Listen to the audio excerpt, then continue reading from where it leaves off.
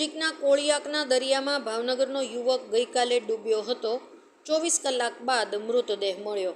મળતી માહિતી અનુસાર ગઈકાલે તારીખ 7ના રોજ ભાવનગરના કોળિયાક ખાતે આવેલા નિષ્કલંક મહાદેવના સમુદ્રમાં નાહવા પડેલા ભાવનગર શહેરના ખેડૂતવાસ વિસ્તારના હિતેશભાઈ દિલીપભાઈ રાઠોડ નામનો યુવક દરિયાના પાણીમાં અચાનક ડૂબવા લાગ્યો હતો, જેને લઈ સ્થાનિક લોકો જોઈ જતા તંત્રને જાણ કરવામાં આવી હતી.